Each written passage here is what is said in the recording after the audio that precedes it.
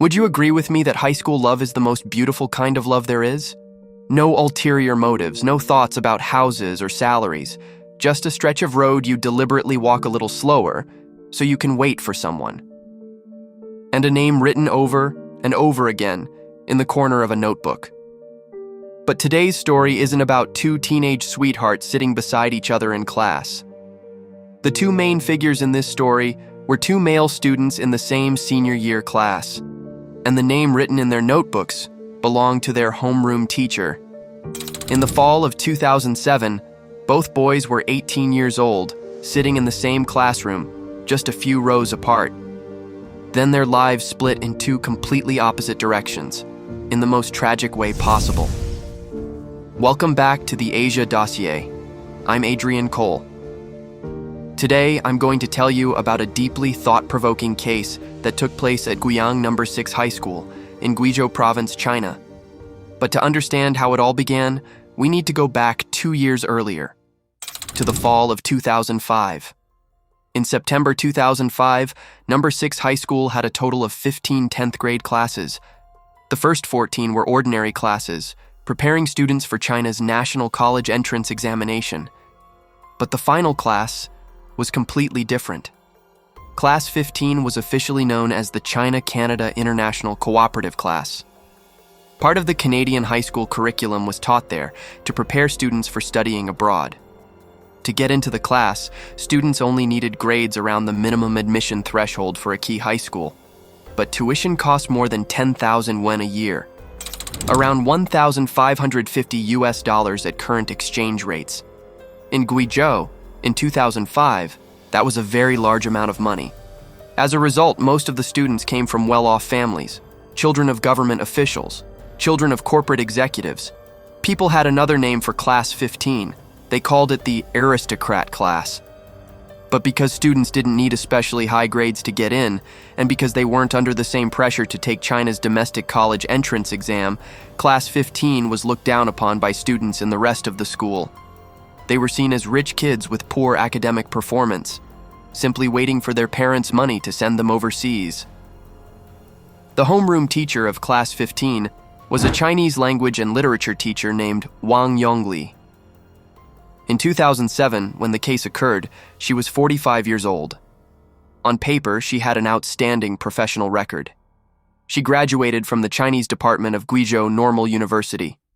She'd worked as a homeroom teacher for nearly 20 years. She'd repeatedly been recognized as an outstanding individual at the school level, an outstanding Communist Party member, and an outstanding homeroom teacher at the city level. And if you asked her students, the reviews were even better. She was open-minded, gentle, young at heart. Whenever something went wrong, students could go to her, and she would help them work through it. Whenever conflict broke out in the classroom, she stepped in to mediate. While the rest of the school looked down on Class 15, Wang Yongli never abandoned her students. She constantly told them that she believed they weren't bad kids. She never reported them to their parents. On one occasion, after a student got into a traffic accident with someone, she immediately took out 2,000 yuan and gave it to the students so they could deal with the situation. On the school's online forum, students ranked her among the most open-minded teachers at the school. That was the image an entire school saw. And every quality I just described, her closeness to her students, her understanding, her willingness to stand by them at a time when the rest of the school had turned its back on them, became the very set of tools this woman would use. Now let me tell you about the two boys. The first was named He Xiaoli. This was a pseudonym used by the Chinese media to protect the victim's identity, so his real name has never been made public. He was born in 1989 and entered No. 6 High School in the fall of 2005. His father was the general manager of a state-owned enterprise. The family lived far from the school, so they rented an entire apartment near the back gate to make it easier for him to attend classes. His mother would only stop by every few days to cook him a meal. On the surface, he might sound like a privileged boy whose family took good care of him. In reality, He Xiaoli was living almost entirely on his own. His parents had been on very bad terms for years, to the point that they'd considered divorce. They postponed it only because their son would soon be preparing for the college entrance examination. Neither of them was closely involved in his daily life. In class, he was elected secretary of the Communist Youth League branch. It wasn't because he was an exceptional student. His grades were never among the best in the class. His classmates later said he was chosen because, on the day of the election, he wore a dress shirt, slacks, and leather shoes, making him look far more mature than the other students his age. He didn't like wearing the school uniform. He rarely joined the group activities the other boys in class enjoyed, and during breaks he often sat alone. The second boy was named Meng Chao, born on September 26, 1989, the same age as Yongli. His father, Meng Guiyang, was a mid-level official in the construction sector in Guiyang. His parents divorced when he was just 3 years old. From then on, Mr. Meng raised his son alone and never remarried. He told relatives that he would wait until his son was a little older before thinking about his own personal life. He loved his son in a very strict way. One phone call in the morning, another at night. Wherever his son went, he had to report it. Mr. Meng liked to pull out a thick stack of certificates his son had earned in calligraphy and sports and proudly show them to visitors. He told people that his son loved history so much that he could practically stand up and teach the lesson himself. 2 boys, 2 well-off families, 2 children growing up without their mothers present. That was a similarity an experienced homeroom teacher could hardly have failed to notice. In the spring of 2006, Yongli was in the 2nd semester of 10th grade. For a period of time, he frequently went to his homeroom teacher's home for extra tutoring. At first, it was only in the evenings. Then it began happening on weekends as well. March 2006. Yongli was 16 years old. Wang Yongli was 44. And inside that house, the relationship between them became sexual. This did not happen only once. It became a regular occurrence. There's something that needs to be made clear here because it's central to the entire case. She was the person who graded his work. She was the person who wrote evaluations of his conduct. She was the person who decided whether he could serve as a student leader in the class. She was the person who could pick up the phone and call his parents at any time. And he was a 16-year-old child living alone in a rented apartment just a few hundred meters from the school. In many countries, conduct like this has a specific name: abusing a position of trust to sexually exploit a minor. And in those places, whether the child appeared to consent is not considered a defense against responsibility. We'll come back to this issue at the end of the video. After March 2006, Yongli's life changed very quickly. He was given a key to his homeroom teacher's home. In the mornings, he would leave his rented apartment supposedly to go to school, but in reality, he was going to her place. He began skipping classes. His grades started to fall, and the person signing his sick leave notes was his homeroom teacher, who was also his lover.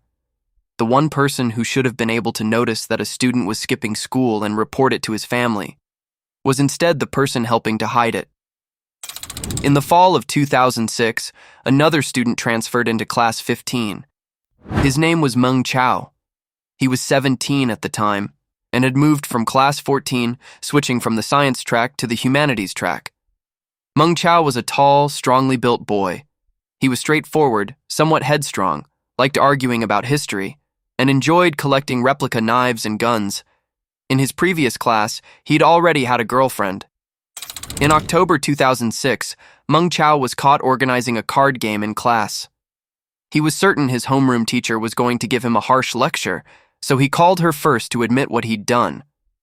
But the opposite happened. Wang Yongli didn't scold him at all.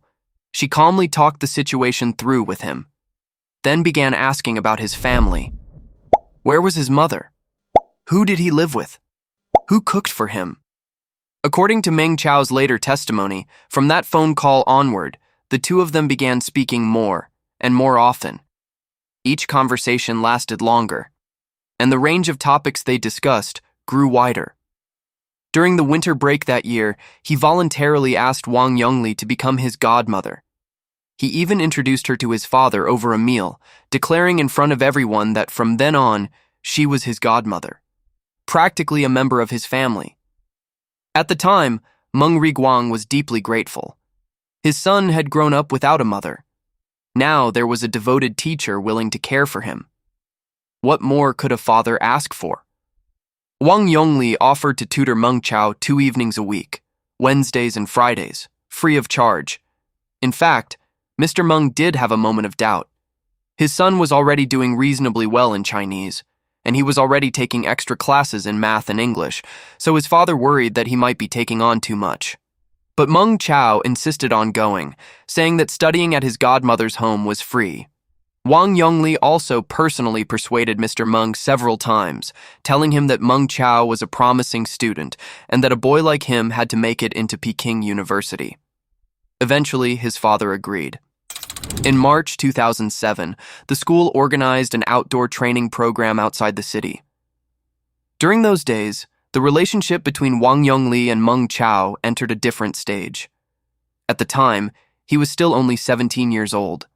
The title, Godmother, disappeared. In his notebook, he began referring to her by a different name.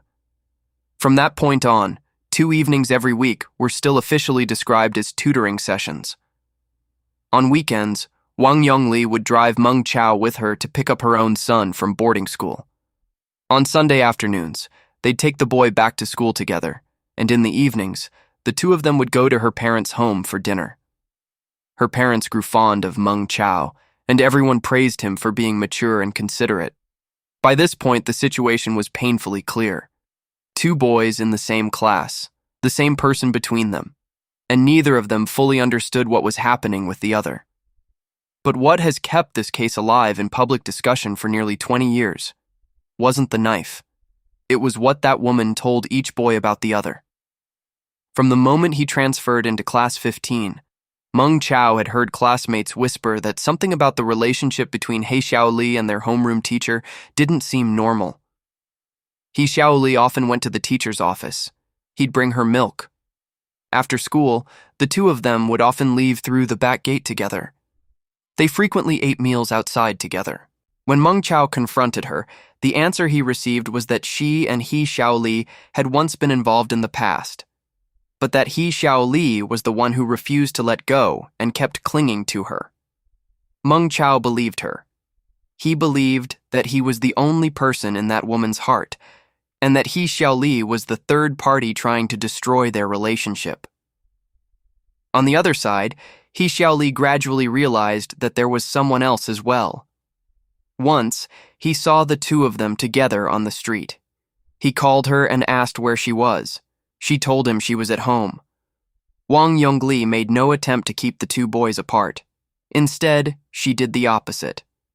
She repeatedly talked to each one about the other. She cried to Meng Chao, telling him that He Xiaoli harassed her, pressured her, and had even grabbed her by the throat on one occasion. Meanwhile, He Xiaoli was hearing enough to convince him that he was the one being betrayed. 2 boys who had no real conflict with each other gradually became enemies. Both were receiving information about the other from the same single source, and neither had any way to verify whether what they were being told was true. Their classmates had no idea what was really happening. They only noticed that both boys were changing. Meng Chao, who used to joke around and always tried to be the one who paid when friends went out to eat, seemed to disappear. He Xiaoli, who had once been talkative, became quiet and withdrawn. Both became increasingly quick-tempered, and the tension between them continued to grow. Meng Riguang also noticed that his son had changed. But from a father's perspective, it seemed like nothing more than a shorter temper and a rougher attitude. At one point, he considered meeting with the homeroom teacher to ask what had been going on with his son lately. When Meng Chao found out, he exploded in anger and shut the idea down, saying that the crazy guy obsessing over the teacher was already causing enough trouble, and his father didn't need to make things even more complicated. Then came September 10th, 2007. It was Teacher's Day in China. A little after 6 o'clock that morning, Meng Chao arrived at Wang Yongli's home. Not long afterward, He Xiaoli arrived as well. He had a key, so he unlocked the door and walked straight inside. And there, he saw his teacher being affectionate with someone else, the way lovers would be. He Xiaoli froze for several seconds. Then he said only one thing. "I'm sorry. I came at the wrong time. Sorry for disturbing you two." Then he turned around and walked out, even as Wang Yongli ran after him and tried to stop him. 3 days later, on September 13th, He Xiaoli returned the key. He told her that from then on, he wouldn't come over anymore, so he wouldn't have to see things he didn't want to see. From that day forward, he began to change. He sent long text messages in the middle of the night. He told friends that he'd been deceived, that he'd been treated like a fool all that time. In class, he began making pointed remarks about Meng Chao. "Go find your boyfriend, Meng Chao. Of course I can't compare to your boyfriend, Meng Chao." Then, he did the one thing that sealed both of their fates. He began spreading the story around the class. He told people that Meng Chao was involved in a relationship with their homeroom teacher. On September 26th, 2007, Meng Chao turned 18. At lunchtime, he reserved 3 tables at a restaurant near the school and invited almost the entire class, except for one person, He Xiaoli. At the birthday party, Meng Chao drank alcohol. He pulled one of his closest friends aside and said that he'd been dealing with a lot lately. One problem was his family.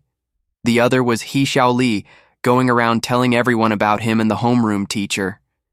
He said he was still holding himself back, but He Xiaoli had better not push him too far, because if he did, one day Meng Chao might do something to him. When they returned to the classroom, Meng Chao saw He Xiaoli walk in. He rushed at him and grabbed him by the throat. Their classmates crowded around and pulled them apart. Meng Chao charged at him again. Once again, the others had to separate them. One classmate told He Xiaoli that Meng Chao was drunk and that he shouldn't take it personally, and He Xiaoli genuinely didn't. No one in the class understood why these two had come to hate each other so much, and not a single adult in that school saw that one senior student had just grabbed another by the throat. On the night of his birthday, Meng Chao stayed at Wang Yongli's home. She gave him a t-shirt and a silver necklace as birthday gifts.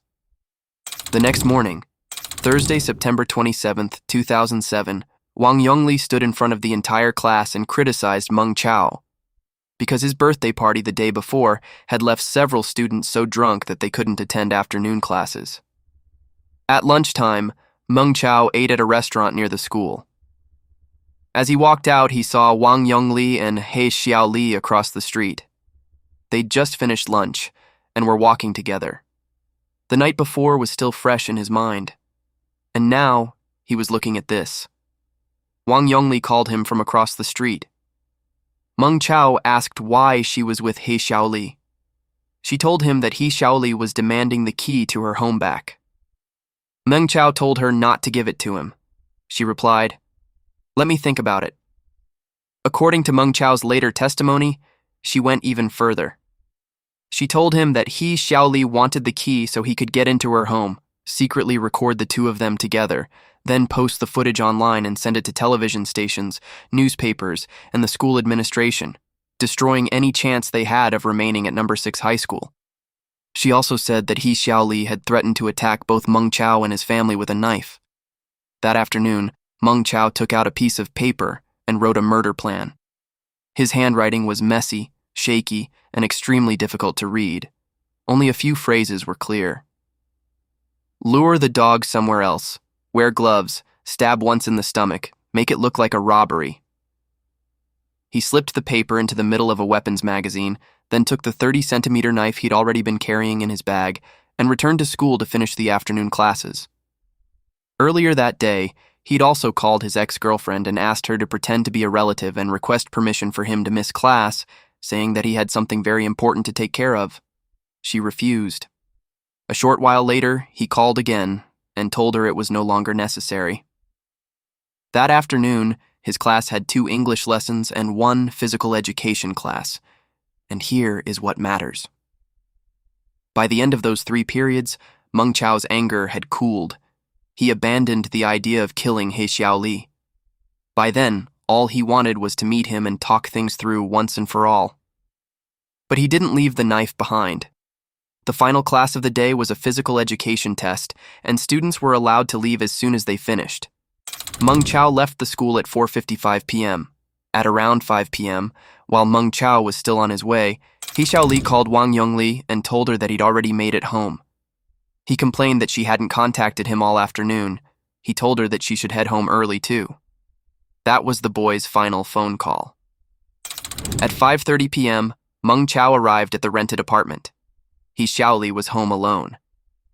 According to Meng Chao's testimony, the two began arguing from the very first words they exchanged. Yongli accused him of having an affair with the teacher, then repeated the exact threats that the teacher had told Meng Chao about just 3 hours earlier. Then Yongli turned his back and walked away to pour himself some water. Meng Chao pulled the knife from his bag. With his left hand, he grabbed Yongli by the shoulder, and with his right hand, he stabbed him twice in the back. Yongli called out Meng Chao's name and tried to turn around. Meng Chao then stabbed him 3 more times in the chest and abdomen. The indictment issued by the Guiyang People's Procuratorate described the entire act in a single sentence: 2 stab wounds to the back, followed by 3 stab wounds to the chest and abdomen, causing the victim to die at the scene. There were only 2 people in that room, and one of them was dead. Everything I've just described about what happened inside comes from the testimony of the person who survived. No one could confirm it, and no one could disprove it.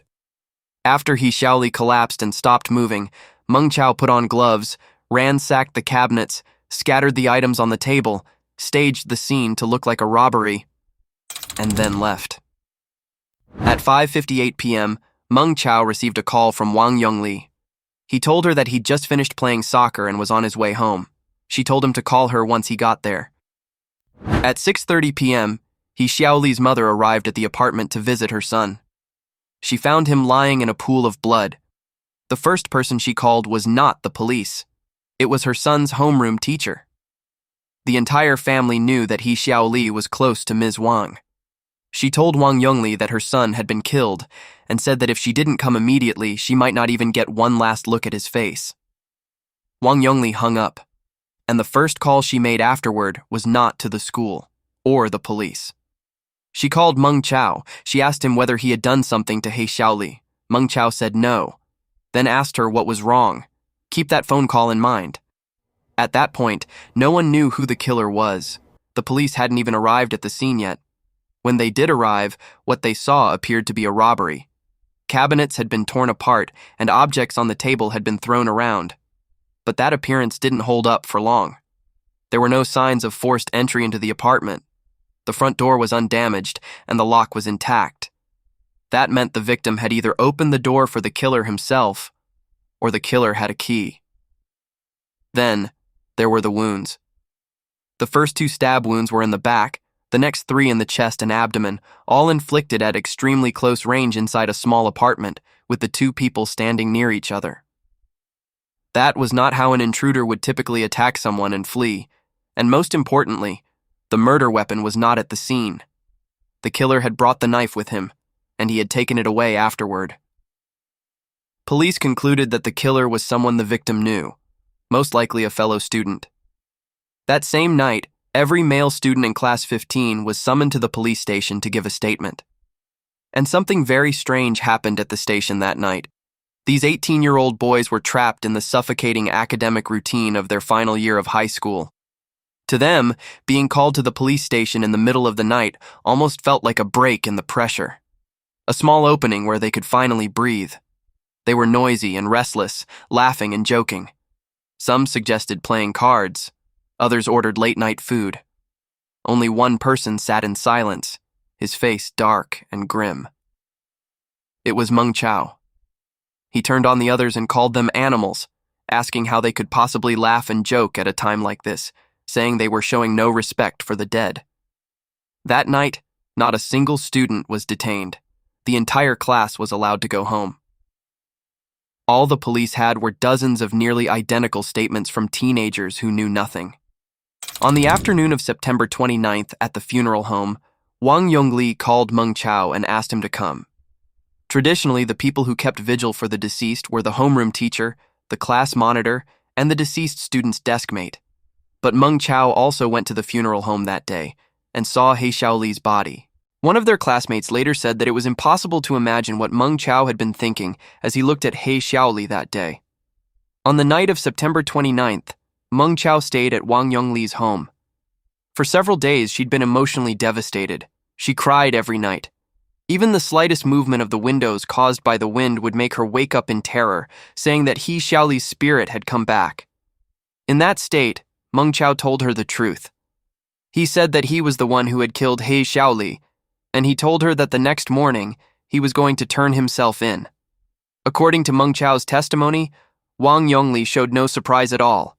She embraced him and told him not to be foolish, saying that the case would never be solved.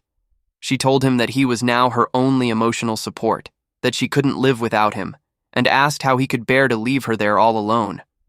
On the morning of September 30th, after the final class of the morning, police arrived at the classroom and took Meng Chao away. He saw Wang Yongli standing with several police officers. She walked over to him and gently stroked his face. Meng Chao immediately admitted to the entire killing. He told investigators where he'd thrown away the knife. He also admitted that he'd worn gloves and staged the crime scene. The case was solved in 3 days. But it wasn't solved through fingerprints, and it wasn't solved through surveillance footage. It was solved because the killer had told the truth to exactly one person. And that person was the one person who should never have known. At the police station, Meng Chao told his father, who had rushed there in a panic, to think of it as if his son had simply gone away for military service for 3 or 5 years. He genuinely believed that. He thought that because he'd only just turned 18, the worst that could happen was a few years in prison. Throughout the entire first month after his son was arrested, Meng Guiyang had absolutely no idea why his son had killed someone. That was because during the initial interrogations, Meng Chao spoke only about the killing itself. About his relationship with the homeroom teacher, he didn't say a single word. He was waiting too. He was waiting for Wang Yongli to come and visit him, but she never did. 10 days after Meng Chao was arrested, his deskmate was cleaning out the desk compartment in their classroom when he found a sheet of paper tucked inside a magazine. It was the murder plan. The student did exactly what almost any student would have done. He took it to the homeroom teacher, and the person who then handed that piece of paper over to the police was Wang Yongli herself. It would later become a key piece of evidence used by the court to sentence Meng Chao to death, because it showed that the killing had been planned in advance. Meanwhile, investigators also began questioning Wang Yongli, 6 times in total, and all 6 times her account changed. The first time, she said that her relationships with both students had been completely innocent, teacher and students, nothing more. Then, as statements from students in the class began to overlap and corroborate one another, she changed her story. She said that it was the 2 boys who had relentlessly pursued her and wouldn't leave her alone. In this version, she was the victim. By the 4th interview, she admitted that she'd had both sexual and romantic relationships with both boys. She said she'd tried very hard not to hurt their fragile feelings. She said maintaining 2 relationships at the same time had been extremely difficult for her. As for He Xiaoli, her explanation was that the boy had treated her so well, even better than her own husband did, and so the 2 of them had accepted their feelings for one another. Some of her statements directly contradicted facts that could be independently verified. She claimed that whenever Meng Chao was at her home, her son was generally there as well. A single phone call to his school was enough to disprove that. Her son attended boarding school at a branch campus outside the city and only came home on weekends, while Meng Chao visited her home on weekday evenings. Police then turned to physical evidence, and this was where the investigation hit a wall. Before the police arrived, Wang Yongli had deleted her entire call history and every text message on her phone. Investigators managed to recover some of the data through technical means, but only some of it. In 2007, the contents of text messages were stored in the carrier system for only 3 months before being overwritten by newer records. By the time investigators attempted to retrieve them, 6 months had already passed since the most important exchanges had taken place. What they were able to recover showed that communications among the 3 people were highly ambiguous, but there was nothing that directly showed Wang Yongli encouraging anyone to commit murder. The contents of the phone call at noon on September 27th, the call that set everything in motion, came only from Meng Chao's account. The same was true of what Wang Yongli allegedly told him on the night of September 29th. Neither claim had anything to support it beyond the word of a boy awaiting trial.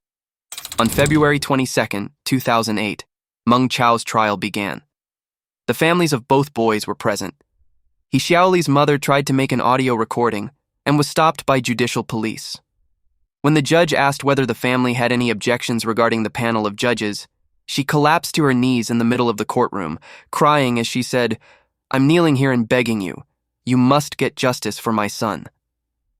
Meng Chao's attorney argued that Wang Yongli's repeated suggestive remarks and insinuations should be treated as incitement.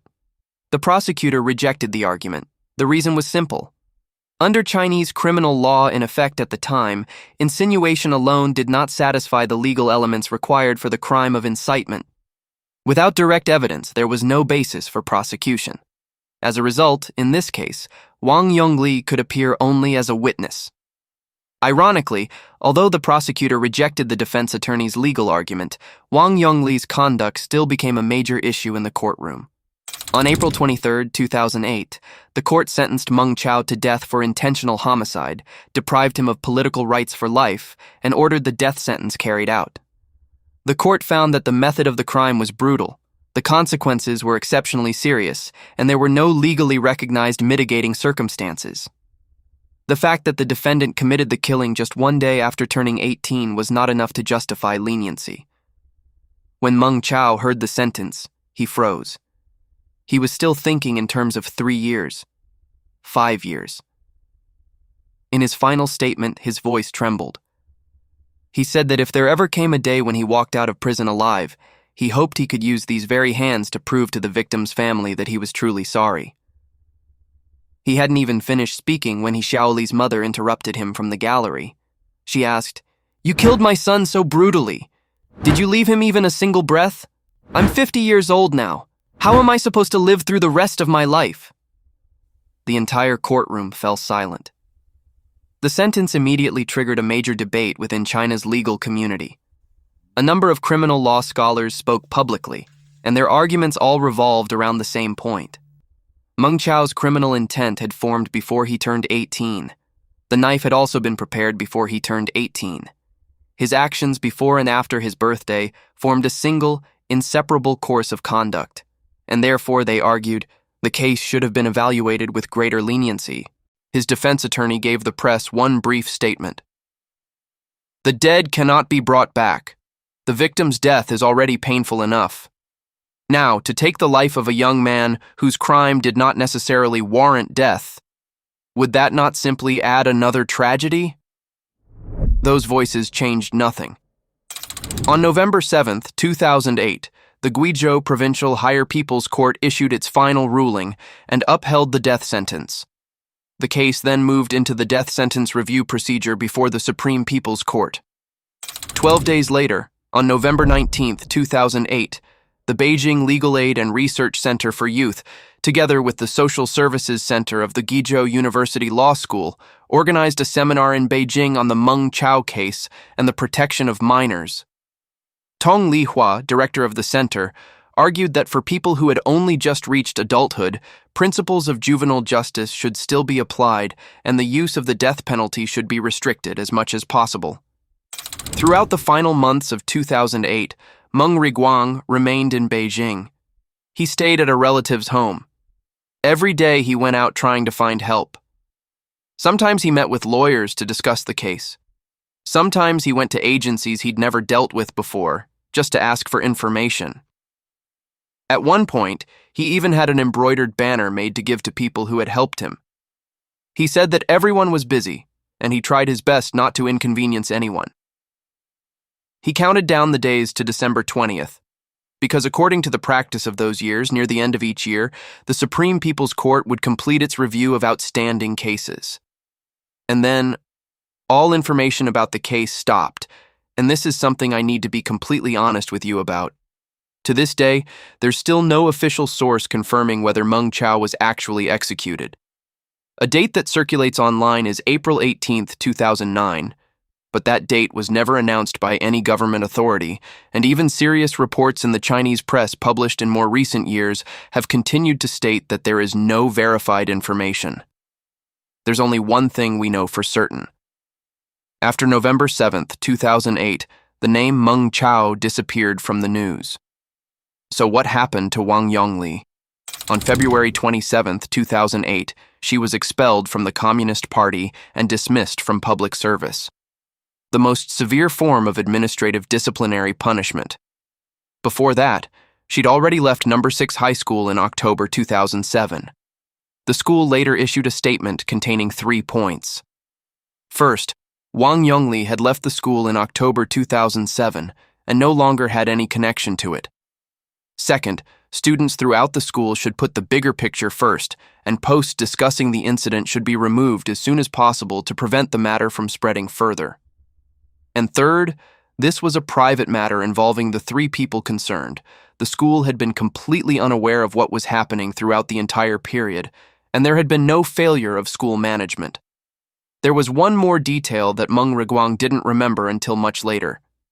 On the day he brought Wang Yongli the set of keys Meng Chao had given him to pass on to her, she repeatedly told him that he needed to call the school leadership and tell them that she was a good teacher, that she had nothing to do with what had happened.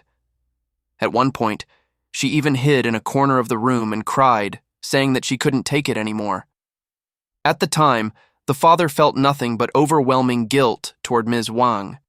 Meng Chao's family, his lawyers, and even reporters repeatedly tried to contact her, hoping she would come forward and say something fair on behalf of her student. No one could find her. There were rumors that she'd jumped from a building and killed herself, rumors that she'd gone abroad, rumors that she'd moved to Shanghai. None of them was ever verified. Now we come to the biggest question in this entire case. Why was the law unable to reach this woman? The answer wasn't that the investigation was incompetent, nor was it simply that she was clever. The problem was that in 2007, China's criminal law simply did not contain a provision that accurately described what she had done. At the time, China's rape laws applied only to female victims. For children under the age of 14, there was the offense of molesting children. But both boys in this case were male, and both were older than 14. As for incitement to murder, that required direct evidence, and that evidence had already been deleted and overwritten by the telecommunications provider's system. In other words, on one side was an adult who held enormous power over the academic futures of 2 children. On the other side were 2 minors.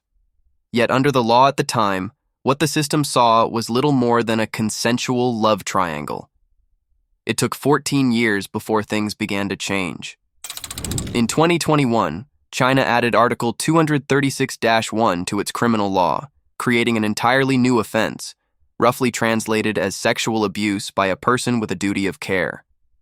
Under this provision, a person with special responsibilities for the guardianship, adoption, care, education, or medical treatment of a female minor between the ages of 14 and under 16 can be held criminally responsible for having sexual relations with her. And this is the crucial point. Her apparent consent does not remove that criminal responsibility. Also in 2021, China's Ministry of Education issued regulations on the protection of students in schools, explicitly prohibiting school staff from entering into romantic or sexual relationships with students. In other words, a gap exposed by this case in 2008 would not begin to be addressed in criminal law until 13 years later. And yet, even that new law would still not have protected these 2 boys. That's because Article 236-1 applies only when the victim is a female minor between the ages of 14 and under 16.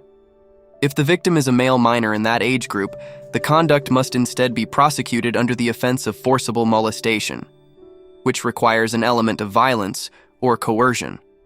So even if Wang Yongli's conduct were placed under today's legal framework, the outcome might still not be very different, and that is why, nearly 20 years later, this case is still being discussed.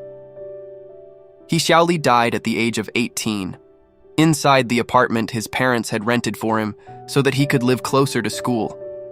Meng Chao was taken out of his classroom after the final morning lesson on September 30th at the age of 18 years and 4 days. And he never returned. And the only adult among the 3 people at the center of this story disappeared. And to this day, has never had to face a courtroom. This case leaves us with something worth thinking about.